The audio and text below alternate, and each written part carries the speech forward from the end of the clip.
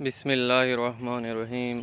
अस्सलामुअलैकुम वरहमतुल्लाहि वबरकातुहू। क्या हाल चाल है तमाम व्यूअर्स, उम्मीद है कि सब खैर खैरियत से होंगे। तो एक तो माज़रत के साथ कि वीडियो बहुत ही डिले के साथ अपलोड हो रही हैं। उसकी रीज़न ये है कि शॉप के ऊपर भी मसरूफियात हैं, तो उसके लिए माज़रत चाहते हैं। बाकी उम्मीद है कि सब खैर खैरियत से होंगे। और बहुत से दोस्तों को यही शिद्दत से इंतज़ार था कि जिस आपकी बकरी का बहुत ही पेचीदा मसला जा रहा था वो सॉल्व हुआ है या नहीं हुआ, बकरी ने बच्चे पैदा किए हैं या नहीं किए।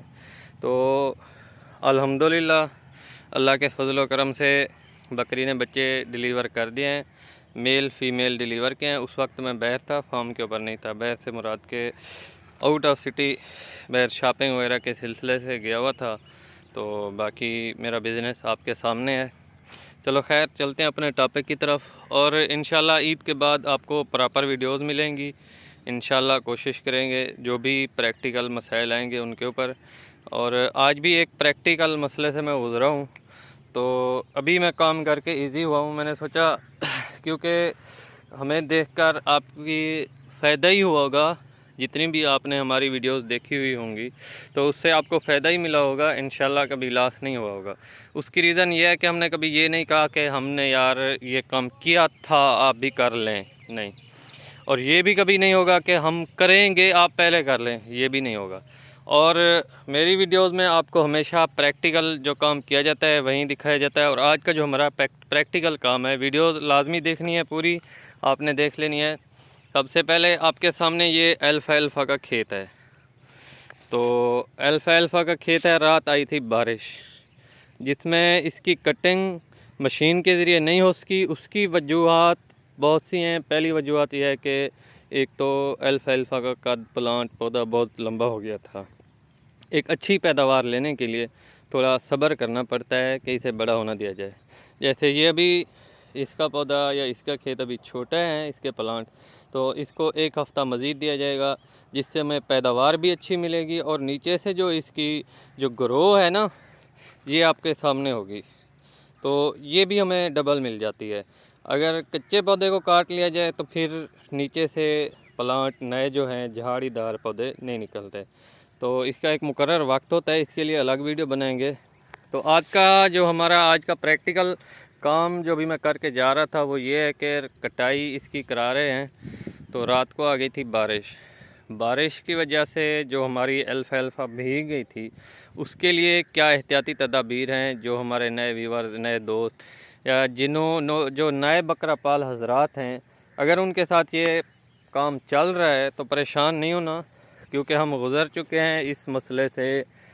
तो काफ़ी लॉन्ग टाइम से ये काम चल रहा है। और मौसम और बाकी ये निज़ाम, ये तो सब कुछ अल्लाह के ही हाथ में है। और उसके साथ साथ आपको ये भी बताते चलें कि आगे इंशाल्लाह मौसम बिल्कुल प्रॉपर ठीक होगा इंशाल्लाह। तो ये है जिसकी कटाई हमने कल कराई थी। और बारिश के बाद रात किसी इलाके में बारिश आई होगी, किसी में नहीं आई होगी, ये तो कुदरती फेनोमेना है।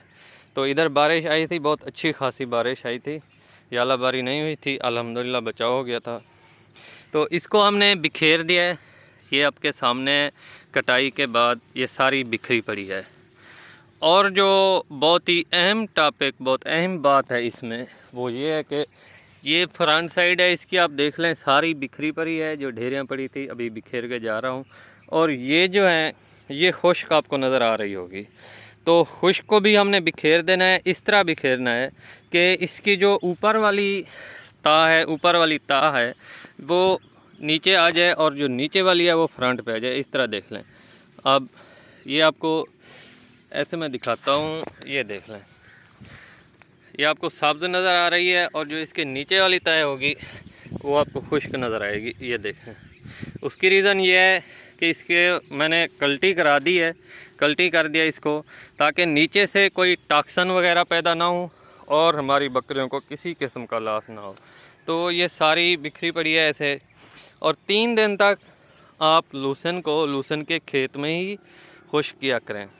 उसकी रीज़न ये है कि एक तो उठाने में भी बहुत आपको आसानी होगी। अब जब ये 3 दिन तक इधर खुश्क होगी ना, तो नीचे जो इसका उगाव है उसके ऊपर कोई इतना साइड इफ़ेक्ट नहीं होता।